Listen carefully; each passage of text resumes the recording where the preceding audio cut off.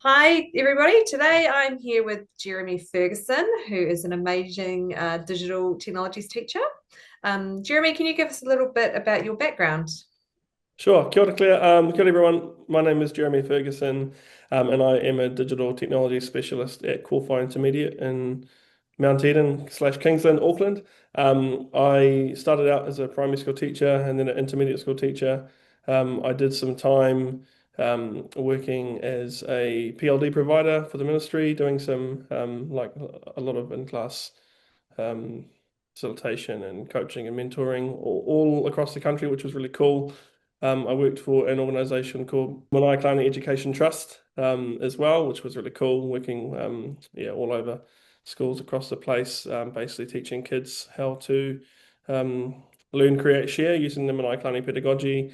A lot of hands-on cool. Yeah, All I sorts know of lots of stuff. teachers, well, not lots. I know Yeah. there was definitely one school down in New Plymouth down here that a friend of mine was teaching using that program, and she really rated it. She said it was really good. So Yeah, well done. awesome.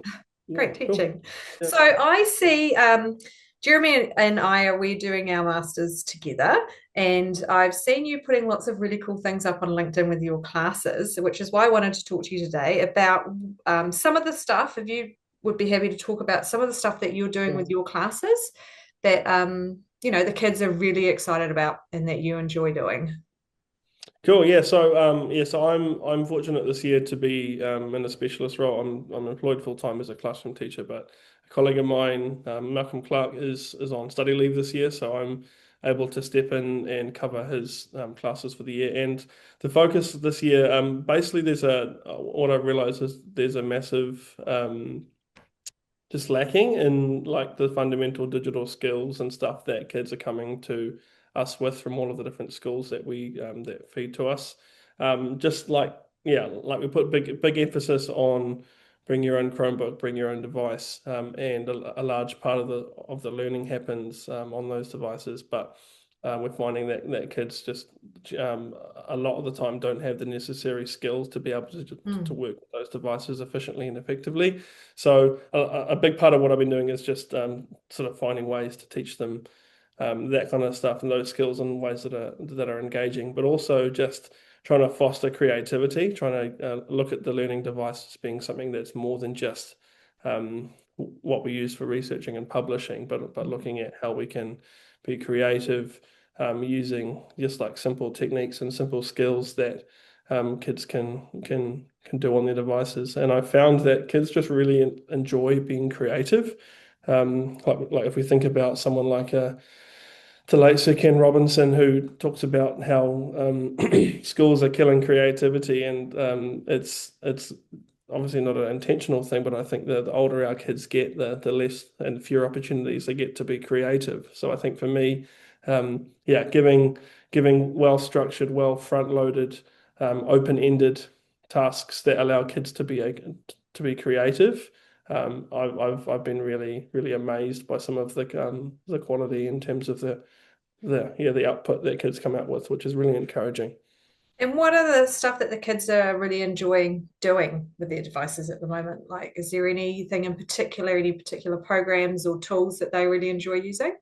Yeah, so I'm a big supporter of Google Workspace tools. So I've got a background as a Google certified trainer and coach, and so I think I mean obviously there are a million and one tools out there that are all claiming to be like the silver bullet and Yeah. the answer to all the problems, and your kids will be engaged and loving school and stuff. And I think they're all great, but I think for me the what I love about Google Workspace tools, particularly stuff like Google Drawings and Google Slides and things like that, is that one, they're free.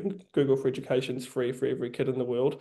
So the fact that you don't have to have licensing, you don't have to have be paying to use these platforms. They're just there and you can use them. And it works really well across every other aspect of Google Workspace, which we're using in our school too. So there's amazing. It's amazing what you can achieve with such a simple basic platform. So stuff like we've been doing stuff like creating mosaic artwork using Google Drawing Yep, I and saw vector that one art. on LinkedIn. All sorts of stuff just that encourages. kids to be creative. Another couple of platforms. So obviously there is Canva for Education. That's free for schools. You just have to go through the just organize licensing through them. And another one that we've been doing that's also free that's quite similar to Canva, but is Adobe Express, which is a it's got a very similar interface to Canva, but again, it's all the access to all of the big grunty engine behind Adobe and on all of the stock images and that kind of Mm. stuff, which there's like millions and yeah, all the images and things you can build off. So yeah, there's a lot of stuff out there that's free that I just sort of like to grab out of the ether and bring down and put in front of kids and let them be creative with. But yeah. Yeah. So do you think like you mentioned about having using your tools, your digital tools to be creative as opposed to just sort of researching or doom scrolling, Yeah. which a lot of my kids would kind of hide behind the computer and do instead of actually using it as a tool. Is there Yeah. any other barriers that you see that kids have? Yeah, I think I mean there's definitely an equity and access issue. I'm fortunate in the school that I'm working in now is very it's well resourced and a lot of our community have can afford to send their kids to school with a device.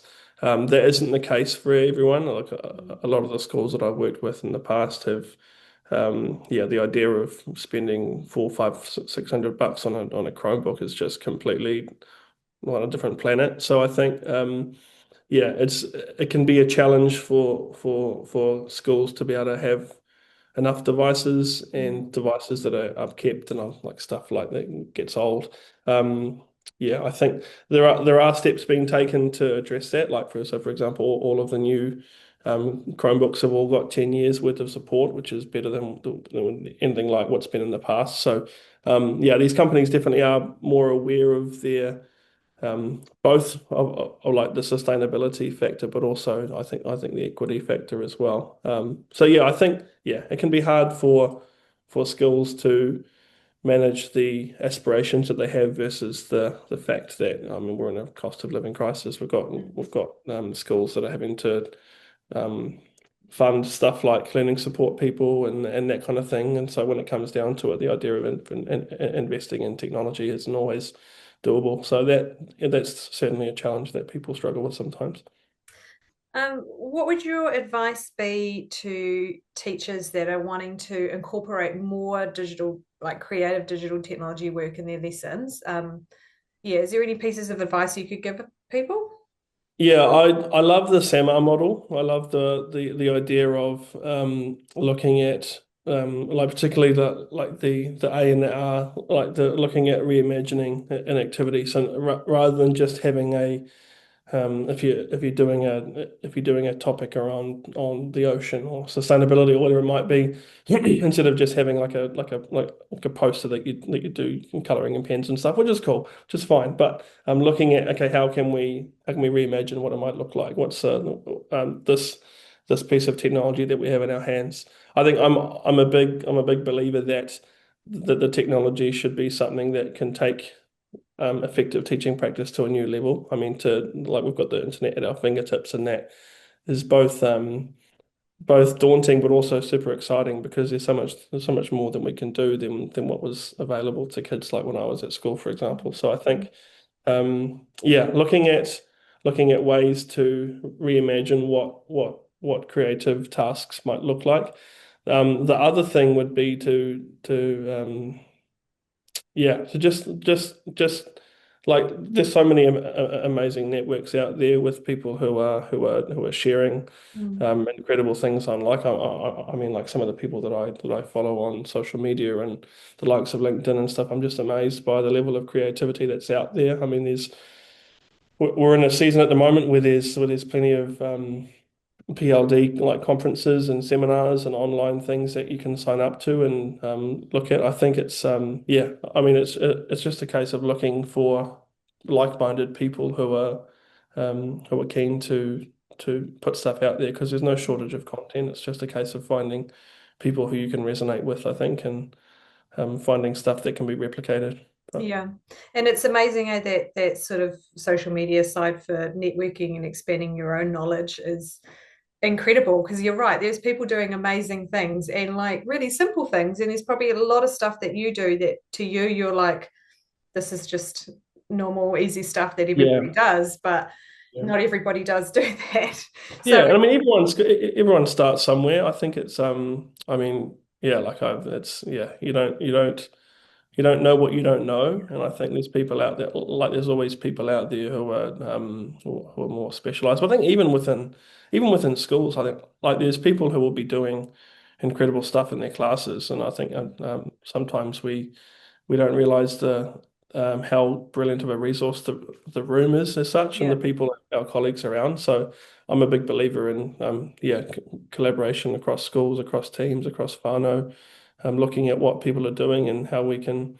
highlight that a really effective practice and ideas that can be replicated into people's programs as well. But yeah, yeah. No, I agree, and it's that being open to learning, and I think the digital world just is moving so fast as well and changing so fast. So you do have to be pretty onto it and continue to look at what's happening because it is just evolving all the time.